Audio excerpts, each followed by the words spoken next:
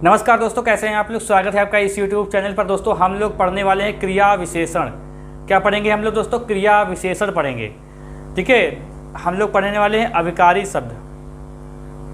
अविकारी शब्द पढ़ेंगे आज। चिंता मत करिए, इसकी PPT बनी हुई है और PDF आपको टेलीग्राम पे शेयर कर दी जाएगी फ्री में। सब कुछ फ्री में मिल रहा है। आप लोग टेलीग्राम को ज्वाइन कर लीजिए जो लोग ज्वाइन नहीं किए हैं। इसी वीडियो के डिस्क्रिप्शन में लिंक है। बाकी जो लोग चैनल पर नए हैं वो कृपया चैनल को सब्सक्राइब कर लेंगे और बेल आइकन भी दबा दें जिससे वीडियो का नोटिफिकेशन आपको मिलता रहे। तो भाई स्टार्ट करते हैं हम लोग क्रिया विशेषण। देखिए रूपांतर के आधार पर शब्दों के दो भेद होते हैं। एक होता है विकारी, बहुत सरल है। एक होता है विकारी, एक होता है अविकारी। विकारी अविकारी में अंतर क्या होता है? देखिए, जो लिंग वचन काल कारक के अनुसार जिस शब्द में बदलाव कर सकते हैं उनको बोलते हैं विकारी, और जिन शब्दों को लिंग वचन काल कारक के आधार पर परिवर्तित नहीं कर सकते हैं उनको बोलते हैं अविकारी। अविकारी को ही बोलते हैं दोस्तों अव्यय। अब देखिए, जो अविकारी शब्द हैं इनको भी चार भागों में बांटते हैं। जैसे विकारी शब्द हम लोगों ने चार भागों में पढ़ा है: क्रिया, विशेषण, सर्वनाम और संज्ञा। लास्ट टाइम हम लोगों ने क्रिया पढ़ा था। ठीक है, तो इसमें क्या पढ़ते हैं हम लोग? सबसे मोस्ट इंपॉर्टेंट है क्रिया विशेषण है इसमें, क्रिया विशेषण। और दूसरा है संबंध बोधक अव्यय, समुच्चय बोधक अव्यय, और क्या होता है? विस्मयादि बोधक अव्यय। विस्मयादि ये होता है हम लोग अविकारी शब्दों के अंतर्गत पढ़ते हैं। और इसी में हम लोग पढ़ लेंगे निपात को। ठीक है, निपात को माना अविकारी शब्द ही जाता है। लेकिन अगर पूछे आपसे कि अविकारी शब्दों के भेद कितने होते हैं तो आपको चार ही बताने हैं: क्रिया विशेषण, संबंध बोधक अव्यय, समुच्चय बोधक अव्यय और विस्मयादि बोधक अव्यय। तो स्टार्ट करते हैं दोस्तों क्रिया विशेषण। क्या पढ़ेंगे हम लोग? क्रिया विशेषण। एक मिनट, ये कीबोर्ड को जरा अलग किया जाए क्योंकि स्लाइड चलानी होंगी। ठीक है, देखिए, जो अव्यय क्रिया की विशेषता प्रकट करता है उसे क्रिया विशेषण कहते हैं। जो अव्यय क्रिया या ऐसे कह सकते हैं, जो अविकारी शब्द या जो अव्यय शब्द क्रिया की विशेषता प्रकट करते हैं उनको बोलते हैं क्रिया विशेषण। अच्छा देखिए, जैसे कि एक वाक्य लिखता हूं मैं कि बालक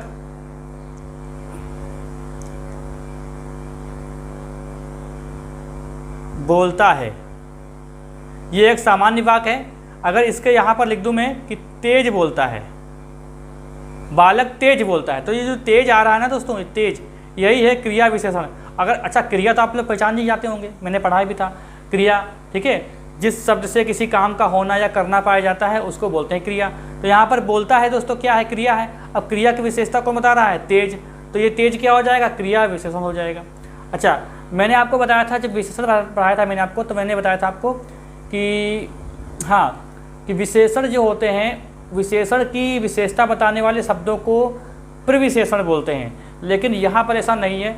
क्रिया विशेषण वाले शब्दों की विशेषता बताने वाले शब्दों को क्रिया विशेषण ही कहते हैं। क्रिया विशेषण की विशेषता बताने वाले शब्दों को क्रिया विशेषण ही कहते हैं। ये बात ध्यान रखेंगे। जैसे कि यहाँ पर लिख दिया जाए चालाक, ठीक है, और यहाँ पर लिख दिया जाए बहुत, तो ये संज्ञा है। ठीक है, संज्ञा सर्वनाम, इसकी विशेषता बताने वाले को क्या कहते हैं? विशेषण कहते हैं। ठीक है, संज्ञा व सर्वनाम की विशेषता बताने वाले को विशेषण कहते हैं और विशेषण की विशेषता बताने वाले को प्रविशेषण कहते हैं। तो यहाँ पर जो चालाक है ये किसकी विशेषता बता रहा है? बालक की। तो ये जो चालाक है ये क्या हो जाएगा? ये हो जाएगा विशेषण, ये विशेषण हो गया। और यहाँ पर जो तेज है ये क्या हो जाएगा? ये क्रिया विशेषण हो जाएगा। और ये भी क्या है? ये भी क्रिया विशेषण ही, इसको भी क्रिया विशेषण ही बोलते हैं। ठीक है, अच्छा, यहाँ पर अगर लिख दिया जाए बहुत चालाक बालक बहुत तेज बोलता है। अब यहाँ पर देखिए, बहुत का जो यहाँ पर एक रूप बदल गया। बहुत यहाँ पर क्या है? एक क्रिया विशेषण है, और यहाँ पर क्या है? ये प्रविशेषण है। यहाँ पर क्या है? प्रविशेषण है। और बहुत यहाँ पर क्या है? यहाँ पर क्या है? यहाँ पर दोस्तों है, ये आपका है क्रिया विशेषण। ये बात आपको समझ में आ गई होगी। तो क्रिया विशेषण और क्रिया की विशेषता बताने वाले शब्दों को भी क्रिया विशेषण ही कहते हैं, जबकि विशेषण की विशेषता बताने वाले को प्रविशेषण बोलते हैं। ये बात आपको समझ में आ गई होगी। ठीक है, अच्छे से मैंने आपको समझा दिया। ये पॉइंट बहुत ही कंफ्यूज करता है लोगों को। ठीक है, चलिए आगे देखते हैं। अब देखते हैं क्रिया विशेषण के आधार कितने होते हैं। तो दोस्तों क्रिया विशेषण के भेद आपसे पूछेगा तो आपको 4 लगाने हैं, लेकिन अगर ये लाइन ऐसे लाइन करके पूछ दी जाए क्रिया विशेषण के मुख्य आधार पर भेद, क्रिया विशेषण के मुख्य आधार पर क्रिया के भेद, फिर क्रिया विशेषण के मुख्य आधार पर भेद, तो आपको क्या बताना है? 3 बताना है। क्या बताना है आपको? 3 बताना है। वैसे ये क्वेश्चन आया नहीं है, ना आएगा, ठीक है। ये बहुत सारी बुक्स में नहीं है, ये बहुत ही स्पेशल बुक्स में मतलब है, ठीक है, हर बुक में नहीं मिलता ये। पहला देखिए क्या है? अर्थ के आधार पर, दूसरा है प्रयोग के आधार पर, और तीसरा है रूप के आधार पर, ठीक है। तो क्रिया विशेषण के मुख्य आधार पर भेद कितने हैं? 3 हैं। अर्थ के आधार पर, प्रयोग के आधार पर और रूप के आधार पर। अब देखिए आपसे जो क्वेश्चन बनता है पेपर में, ये पूछता है कि क्रिया विशेषण के कितने भेद होते हैं, तो आपको 4 लगाने हैं। वो एक्चुअली पूछ रहा होता है अर्थ के आधार पर। अगर अर्थ के आधार पर क्रिया के भेद पूछे तब भी 4 लगाने हैं, ठीक है। जैसे कि यहाँ देखिए क्या क्या है? कालवाचक है इसका एक प्रकार, स्थानवाचक, परिमाणवाचक और रीतिवाचक। प्रयोग के आधार पर जो क्रिया के विशेषण के भेद है वो क्या है? साधारण क्रिया विशेषण, संयोजक क्रिया विशेषण, अनुबद्ध क्रिया विशेषण। फिर रूप के आधार पर क्या है कि मूल क्रिया विशेषण, यौगिक क्रिया विशेषण, स्थानीय क्रिया विशेषण, ठीक है।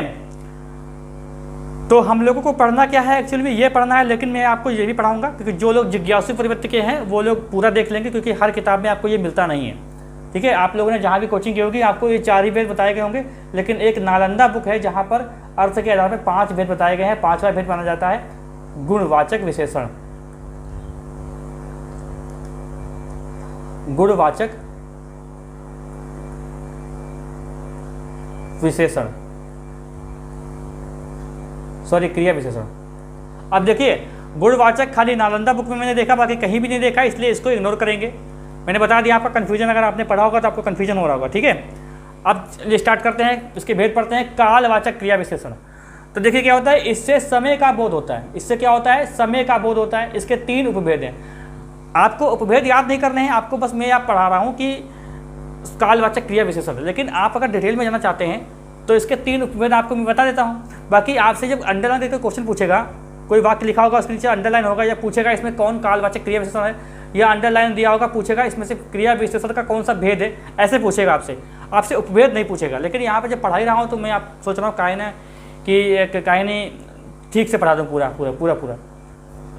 पहला है समय बोधक। इसे आज, आजकल, परसों, कब तक। जैसे एक वाक्य लिखा जाए, वह कब तक आएगा, तो आएगा दोस्तों एक क्रिया है ना, और इसकी विशेषता क्या बता रहा है? कब तक। तो कब तक क्या हो जाएगी? क्रिया विशेषण हो जाएगी। किसके अंतर्गत है? कालवाचक क्रिया विशेषण के अंतर्गत है ये। और उसके भी अंतर्गत किसमें है? समय बोधक में है। अब समय बोधक वाला नहीं पूछा जाएगा आपसे, ठीक है। बस आपसे ये पूछा जाएगा कि निम्नलिखित में से कौन सी क्रिया विशेषण का भेद है, इतना आता है आपसे बस, ठीक है। अगला देखो, अवधि बोधक। अवधि देखिए, अब तक, कभी ना कभी, लगातार। जैसे वह लगातार खाता है, वह लगातार खाता है। तो लगातार खाता है क्या? अब खाता है क्रिया है, और लगातार क्या हो जाएगी? ये कालवाचक क्रिया विशेषण का उदाहरण है। जैसे वह दिन भर गाता, वह दिन भर जो है खाता रहता है, वह दिन भर गाता रहता है, वह दिन भर सोता है। तो दिन भर ये सब क्या है? ये एक समय का, ये मतलब समय का बोध करा रहे हैं, जिसमें अंतर्गत क्या है? अवधि बोधक। और दोस्तों ये अगर आपसे याद नहीं हो रहा कोई दिक्कत नहीं है, इसमें आपसे ये नहीं पूछेगा कि कालवाचक क्रिया के अंतर्गत कौन सा उपभेद है, ये आपसे नहीं पूछेगा, आप इससे निश्चिंत रहिए, ठीक है। जो जिज्ञासु प्रवृत्ति के हैं वो यहाँ पर पढ़ सकते हैं। पौना पुण्य बोधक, जैसे बार बार, प्रतिदिन, हर रोज, लगातार, बहुधा। वह लगातार रोता रहा। तो ये लगातार दोस्तों क्या है? ये आपका क्रिया विशेषण का उदाहरण है। किसमें है? कालवाचक क्रिया विशेषण में। बस इतना समझो। डिटेल में पूछे तो आपने क्लास तो कर ही ली थी। तो पुनः पुण्य बोधक का एक उदाहरण है ये, समझ गए कि नहीं। देखो स्थानवाचक क्रिया विशेषण, इसमें क्या होता है कि इससे स्थिति और दशा का बोध होता है। अब इसके भी 2 उपभेद होते हैं, 2 उपभेद। एक तो होता है दिशा, एक होता है स्थान, ठीक है भाई। स्थान मतलब क्या? एक दिशा भी तो होती है, एक स्थान भी होता है। तो इसको बहुत ज्ञानी लोगों ने क्या किया? इसको 2 भागों में बांट दिया, ठीक है। जैसे दिशा बोधक क्या है? दाहिने बाएं, आर पार, हर तरफ। अब क्रिया अगर आपसे एक वाक्य बनेगा, जैसे एक वाक्य पूछेगा आपसे, जैसे कि वह मेरे दाहिने खड़ा है।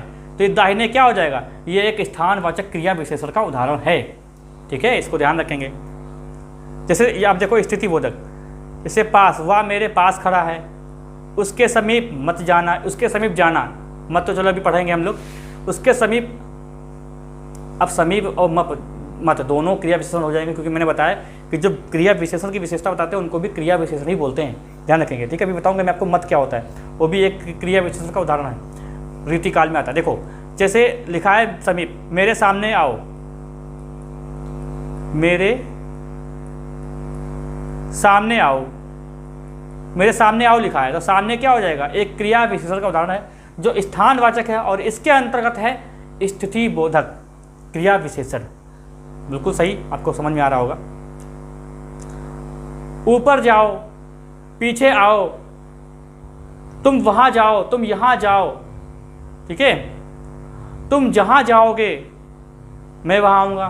तो अगर, हालांकि ये तो अलग है, लेकिन तुम जहां अभी मैं देखूंगा, जैसे तुम जहां जाओगे मैं वहां आऊंगा, ये एक क्रिया विशेषण का अलग भेद है। ठीक है, इसको देखेंगे हम लोग, लेकिन मैं एग्जाम्पल के तौर पे बता रहा हूं। ठीक है, तुम वहां जाओगे, आदेश दे रहा है, कोई अधिकारी आदेश दे रहा है, तुम वहां जाओगे, वहां जाओगे, तो वहां मतलब क्या हो गया, क्रिया विशेषण का भेद हो गया। ठीक है, आगे देखो, परिमाणवाचक क्रिया विशेषण, इसके 5 भेद होते हैं, जिससे मतलब क्रिया, जिस शब्द से क्रिया के परिमाण की एक मतलब परिमाण का भाव बताए, तो वहां पर क्या होगा, परिमाणवाचक क्रिया विशेषण। ठीक है, क्रिया होने की मात्रा बताने वाले क्रिया विशेषण परिमाणवाचक क्रिया विशेषण कहलाते हैं। ठीक है, इसके कितने उपभेद हैं, 5 उपभेद हैं। ये आपसे क्वेश्चन नहीं बनेगा, उपभेद आपसे नहीं पूछेगा, हो सकता है उसका मूड हो तो पूछ ले कि परिमाणवाचक क्रिया विशेषण के उपभेद कितने हैं, तो भैया आपको 5 लगाने हैं। कौन कौन से, देखो, एक तो है पर्याप्ति बोधक, जैसे बस, केवल, काफी, यथेष्ट, अस्तु, बराबर। ठीक है, जैसे वह, बराबर, घूर रहा है। ठीक है, जैसे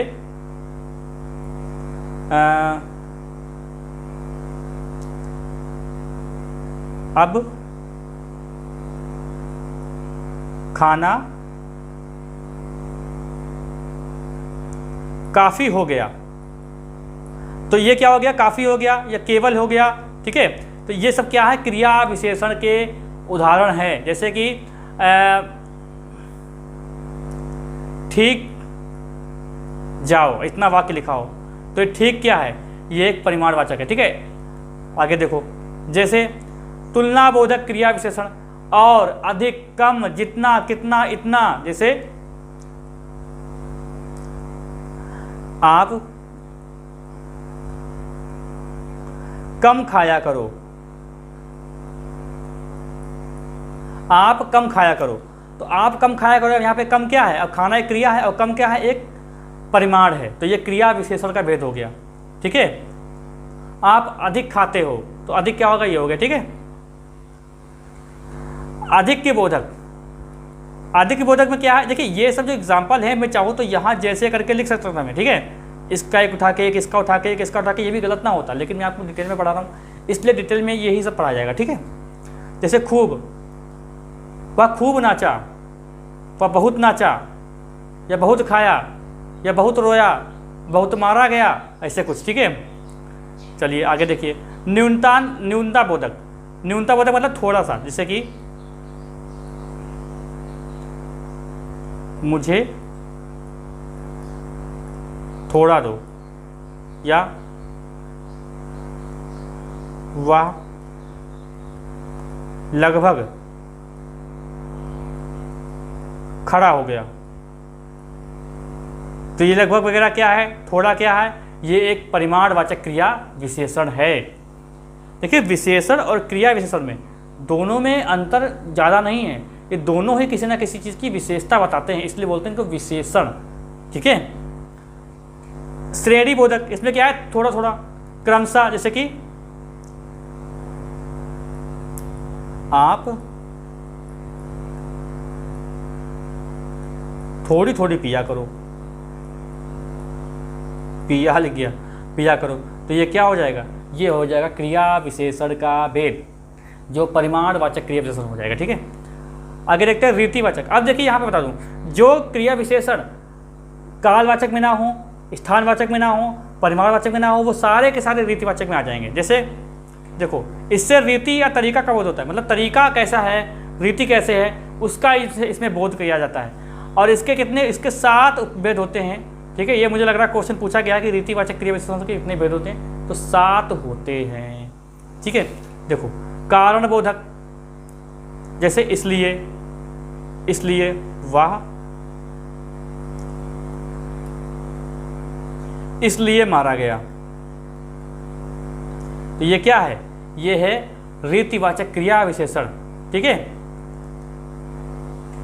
निषेध बोधक, ऐसे लिखा हो वहां मत जाना, तो ये क्या है, मत, ये है रीतिवाचक क्रिया विशेषण। जैसे मैं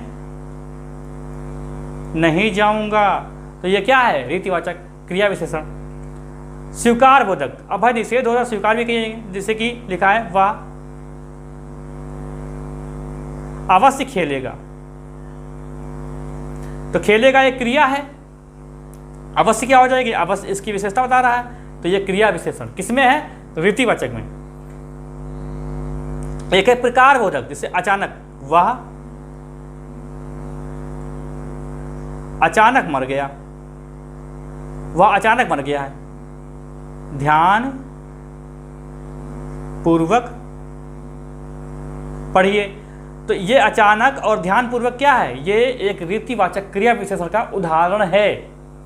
ठीक है, निश्चय बोधक, अब निश्चय बोधक है तो अनिश्चय बोधक भी होगा। भाई देखिए, बेशक, वह बेशक आएगा, वह अवश्य जाएगा, वह जरूर आएगा, तो ये सब क्या है, क्रिया विशेषण के भेद। जैसे वह शायद आएगा, वह कदाचित आएगा, वह कदाचित नहीं आएगा। अब दोनों क्रिया विशेषण हो रहे हैं ना, वह कदाचित नहीं आएगा या वह शायद नहीं आए, तो नहीं और शायद दोनों क्रिया विशेषण के उदाहरण हैं। ठीक है, प्रश्नबोधक, जैसे कि प्रश्नबोधक, यहां से क्वेश्चन दोस्तों बहुत बनता है, पेपर में लिखा होगा आप कहां जा रहे हैं भाई। अब ये पूछेगा कि इसमें से क्रिया विशेषण कौन सा है, तो आप लोग समझ नहीं पाएंगे। तो ये जो कहाँ है ना, ये भी प्रश्नबोधक में आता है, ये प्रश्नबोधक क्रिया विशेषण का उदाहरण होता है जो रीतिवाचक के अंतर्गत आता है। ठीक है, जैसे आप कब जाओगे, आप कब जाओगे, तो ये क्या है, क्रिया विशेषण का उदाहरण है, रीतिवाचक। अच्छा देखो, जैसे एक सेंटेंस लिखा हो वह मीठा गाती है। अब मीठा देखिए क्या है, विशेषण है। अब यहाँ पर विशेषण है तो क्या है विशेषण, गुणवाचक विशेषण। अब ये क्रिया है, गाता, गाना क्या होता है, क्रिया, गाना गाती मतलब गाती गाता, ये सब क्रिया है, तो इसकी विशेषता बता रहा है मीठा। अब मीठा गुणवाचक विशेषण होता है, तो यहाँ पर गुणवाचक क्रिया विशेषण तो है नालंदा बुक के हिसाब से, लेकिन बाकी बुक में ऐसा नहीं दिया गया है, तो इसको भी दोस्तों किस में डाल देंगे, रीतिवाचक। जो क्रिया विशेषण आपके कालवाचक, स्थानवाचक, परिमाणवाचक में नहीं होंगे, वो सारे के सारे रीतिवाचक में आ जाते हैं। तो ये बात आपको ध्यान रखनी है, बिल्कुल क्लियर हो गई होगी ये बात आपको। ठीक है, चलिए अब देखते हैं बचे हुए, जैसे कि प्रयोग की दृष्टि से क्रिया के विशेषण के भेद कितने हैं। प्रयोग की दृष्टि से क्रिया विशेषण के भेद कितने होते हैं, 3 बताए गए हैं। साधारण क्रिया विशेषण देखो क्या है, जैसे वाक्य में स्वतंत्र रूप से प्रयुक्त होने वाले क्रिया विशेषण को साधारण क्रिया विशेषण कहा जाता है या कहते हैं। जैसे वहां, कब, जल्दी। जैसे कृपया आप जल्दी खाइए, तो ये जल्दी क्या है, ये आपका जल्दी क्या हो गया, ये आपका क्रिया विशेषण का भेद हो गया, साधारण क्रिया विशेषण के अंतर्गत आता है। ठीक है, अगला देखो संयोजक क्रिया विशेषण, जैसे कि लिखा है उपवाक्य से संबंधित क्रिया विशेषण को संयोजन क्रिया विशेषण कहते हैं। उपवाक्य से संबंधित क्रिया विशेषण को संयोजन क्रिया विशेषण कहते हैं। जैसे जहां पढ़ेंगे, जहां आप पढ़ेंगे, यहां पर आप लिखा होना चाहिए था, जहां आप पढ़ेंगे, ठीक है, या जहां पढ़ेंगे, ऐसे लिखो, हाँ जैसे लिखा हुआ जहां पढ़ेंगे वहां मैं भी पढ़ूंगा। तो यहाँ पर मैंने बताया था 2 बार, मैंने बताया था उस टाइम थोड़ा पीछे कि मैं ऐसे जो है एग्जाम्पल आपको आगे बताने वाला हूँ। तो यहीं पे है, जैसे जहाँ और वहाँ, ये संयोजक क्रिया विशेषण के उदाहरण हैं। ठीक है, देखो अनुबद्ध क्रिया विशेषण देखो क्या है, किसी शब्द की अवधारणा के लिए प्रयुक्त होने वाले क्रिया विशेषण को अनुबद्ध क्रिया विशेषण कहते हैं। शब्द की अवधारणा, भी, तक, भर, जी भर खाया, ठीक है, इस टाइप से। रूप की दृष्टि से क्रिया विशेषण के भेद कितने होते हैं? 3 होते हैं। मूल क्रिया विशेषण, जैसे बिना किसी अन्य के मेल में आए स्वतंत्र रूप वाले क्रिया विशेषण को मूल क्रिया विशेषण कहते हैं, जैसे नहीं, दूर, फिर, ठीक, अचानक। ठीक है, अभी मैंने अचानक वगैरह आपको रीतिकाल में भी बताया है, लेकिन यहाँ पर मतलब क्या हुआ है कि यहाँ पर अलग से इसको लिया गया है। ठीक है, मूल क्रिया विशेषण के भेद हैं ये। जैसे यौगिक क्रिया विशेषण, शब्दों में प्रत्यय जोड़कर बने क्रिया विशेषण को यौगिक क्रिया विशेषण कहते हैं। जैसे दिल से, यहाँ पर, वहाँ पर, मन से। ठीक है, मैं दिल से प्यार करता हूँ। ठीक है, मैं मन से पढ़ता हूँ या पढ़ता हूँ। ठीक है, वाह लिख दो, वाह लिख दो, अच्छा। ठीक है, तो ये हो गया यौगिक क्रिया विशेषण। अंतिम देखो स्थानीय क्रिया विशेषण, ऐसे क्रिया विशेषण जो बिना रूपांतर के किसी विशेष स्थान में आते हैं। ठीक है, स्थानीय क्रिया विशेषण कहलाते हैं। जैसे कि राक्षस मुझे क्या खाएगा, ये तो अलग लग रहा है। चोर पकड़ा हुआ आया, तो पकड़ा हुआ आया। ठीक है, ये देखिए, और उठकर भागा, ये देखिए। ठीक है, तो ये देखिए, तो ये क्या हो गया, आपका पूरा क्रिया विशेषण हो गया। शायद ये आपने कभी ना पढ़ा हो सकता है भाई बहुत लोगों ने पढ़ा होगा, लेकिन अब क्या हो रहा है, ये बहुत पहले पढ़ाया जाता था, बहुत पहले, 10 साल पहले की बात है, 7-8 साल पहले की बात, तब ये किताबों में आता था। अब तो किताबों में आता भी नहीं है ये। ठीक है, फिर वही बात, चैनल पर जो लोग नए हैं वो कृपया सब्सक्राइब कर लें, बेल आइकन दबा दें, जिससे वीडियो का नोटिफिकेशन आपको मिलता रहे। कोई डाउट हो किसी चीज़ को लेकर तो नहीं संकोच होकर क्वेश्चन करिए, मैं इसको अगले वीडियो में आपसे डिस्कस करूँगा। बाकी लाइव टेस्ट चल रहा है यूपी जीके का और ग्रामीण परिवेश का। यूपी जीके दोपहर 12 बजे और ग्रामीण परिवेश का दोपहर 3 बजे, और ये हिंदी की क्लास 6:30 बजे इसकी टाइमिंग है। आप लोग रेगुलर आते रहिए और अपनी तैयारी करते रहिए, अपने साथियों को भी इसके बारे में बता दें। ठीक है, मिलते हैं हम लोग नेक्स्ट क्लास में।